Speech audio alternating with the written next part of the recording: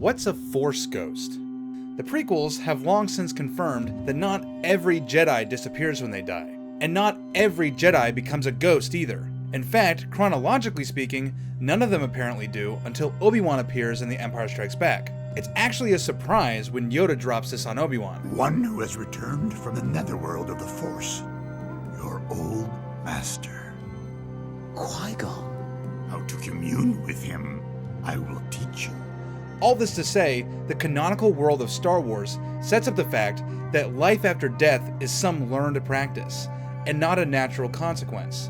If it were just a natural feature of the Star Wars world, we might just accept it as a fantasy element. But this isn't a natural consequence. It's a skill, and any learned skill requires a tangible process. To understand what's going on, we have to know what the Force really is. It's an energy field created by all living things. It surrounds us, penetrates us, it binds the galaxy together. All energy from the living force, from all things that have ever lived, feeds into the cosmic force, binding everything and communicating to us through the midichlorians.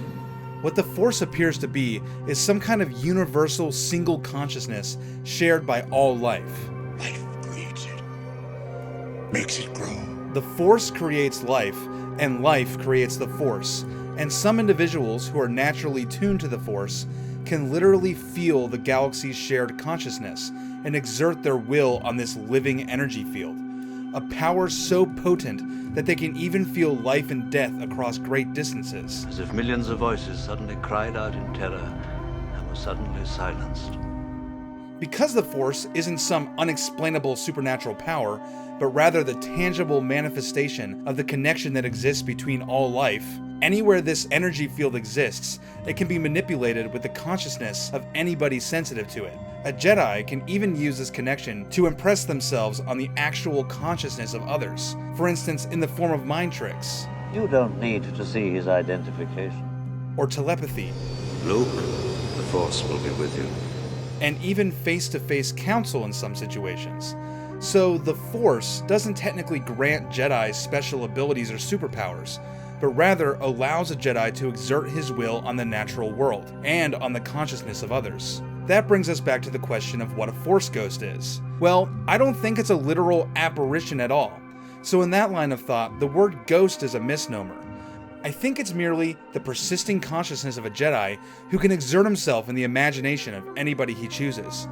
The same way he theoretically could do in life.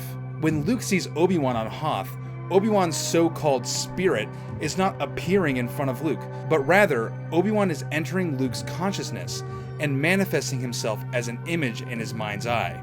Or here, the ghosts of Anakin, Yoda, and Obi-Wan are not literally standing on this walkway, but are simply manifesting their appearance in the mind of Luke. After all, Leia clearly doesn't see them, because they're not really there. So a Force ghost is a Jedi who has become pure consciousness, and consequently become pure Force. If you strike me down, I shall become more powerful than you can possibly imagine. It sounds like Obi-Wan knew what he was talking about. What's more powerful than the Force itself? For my ally is the Force, and a powerful ally it is.